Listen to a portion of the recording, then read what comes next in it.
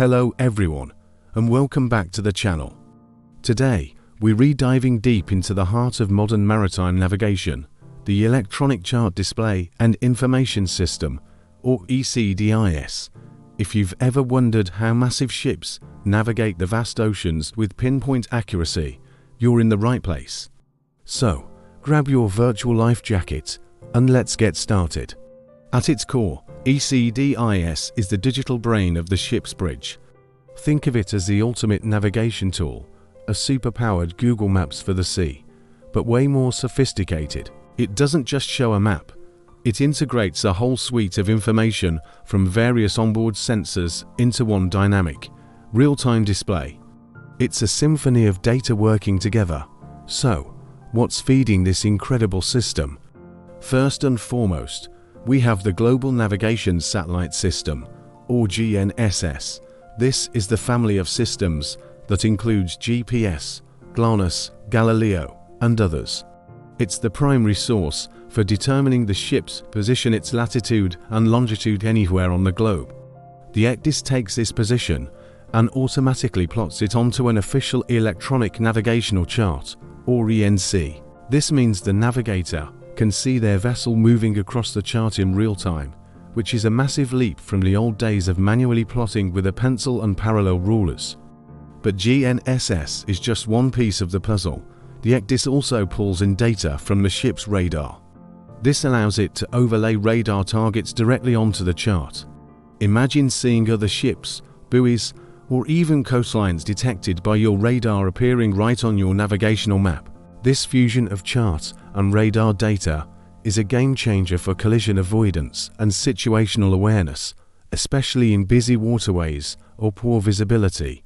Next up, we have the ECDIS, or Automatic Identification System. Every large commercial vessel transmits its own ECDIS data, which includes its name, position, course, speed, and other vital information. ECDIS receives this data and displays nearby vessels as icons on the chart. You can click on an icon and instantly know who that ship is, where it's going, and how fast it's moving. It's like having a social network for ships, making it much easier to predict their movements and communicate if necessary. Then, there's the gyro compass. While GNSS tells us asterisk, where asterisk we are, the gyro compass tells us asterisk, which way asterisk we're pointing. It provides the ship's heading, which is crucial for steering a correct course and for orienting the chart display correctly. Without an accurate heading, the entire picture would be skewed. The ECDIS uses this heading to ensure the ship's icon on the screen is pointing in the same direction as the actual vessel. Finally, we have the echo sounder. This instrument measures the depth of the water beneath the ship's keel. The ECDIS takes this real-time depth reading and compares it against the charted depths. This is incredibly important for safety. The system can be configured to sound an alarm the ship is about to enter water that is too shallow, preventing a grounding incident before it even has a chance to happen. When all these systems, GNSS for position, radar for targets, ECDIS for identification, gyro for a heading, and echo sounder for depth are all feeding into the ECDIS, what you get is a powerful, comprehensive navigational picture. It automates the tedious task of position plotting, provides continuous monitoring, and most importantly, it can be set up to trigger alarms. If the ship deviates from its planned route, or if it's on a collision course with another vessel, or if the water depth becomes critical, the ECDIS will alert the officer on watch. It's like having a vigilant co-pilot that never gets tired. This all sounds amazing, right? A nearly foolproof system, and for the most part, it is. However, this high level of integration and automation brings its own set of challenges and risks.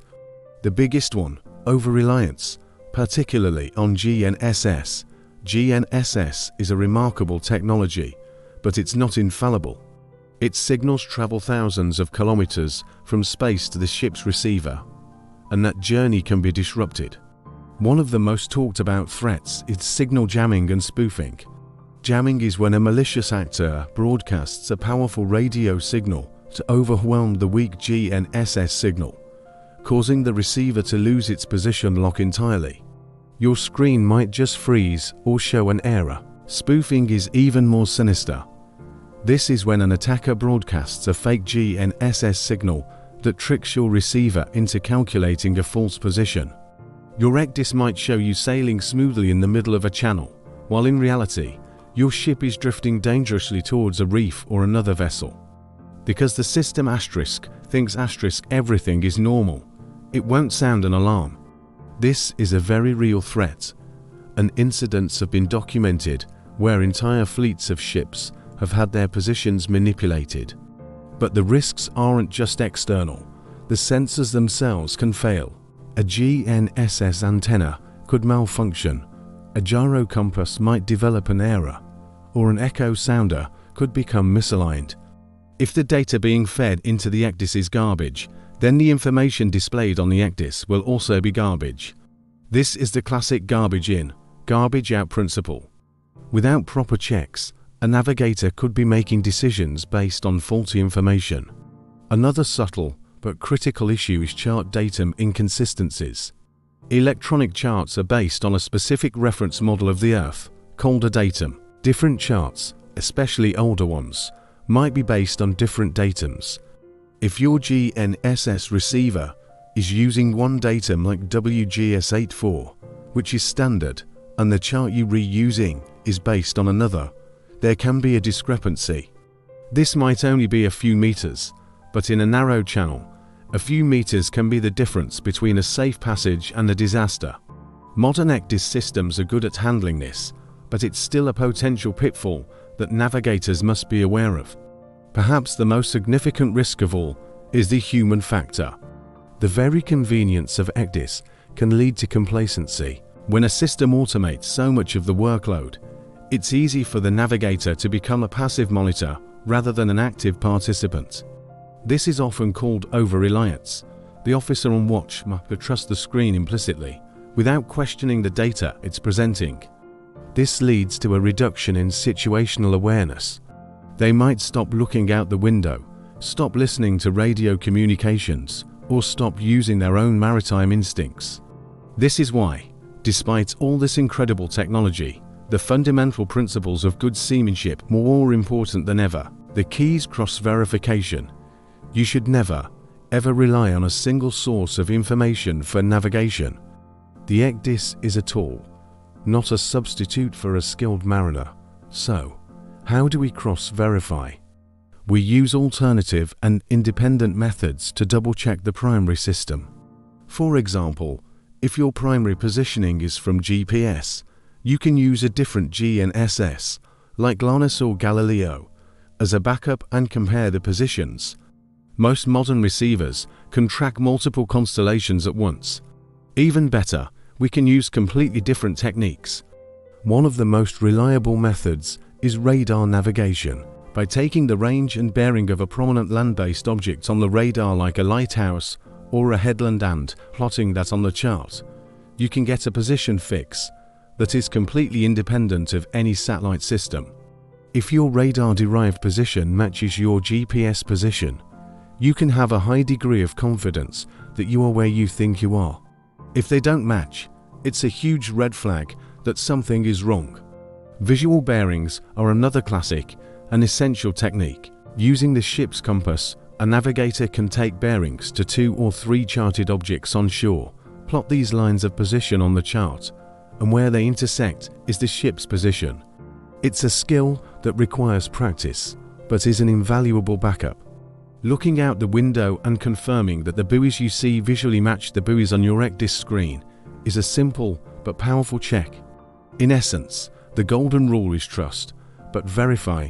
The ECDIS is an immensely powerful aid to navigation, but it is just that, an aid. It enhances the navigator's ability, but it does not replace their judgment, their skills, or their responsibility. A professional mariner must always maintain a healthy skepticism, constantly cross-checking information from multiple sources to build a complete and accurate mental model of the ship's situation. So, the next time you see a massive container ship gliding into port, remember the complex dance of technology happening on its bridge. The ECDIS is the conductor, bringing together an orchestra of sensors. But it's the skill, diligence, and awareness of the human navigator that ensures the music results in a safe and successful voyage. Thank you so much for joining me today for this deep dive into ECDIS and positioning systems. I hope you found it interesting and informative. If you have any questions, please drop them in the comments below. And if you enjoyed this video and want to learn more about the fascinating world of maritime technology, please hit that like button, subscribe to the channel, and turn on notifications so you don't miss our next video. Until next time, stay safe and keep learning.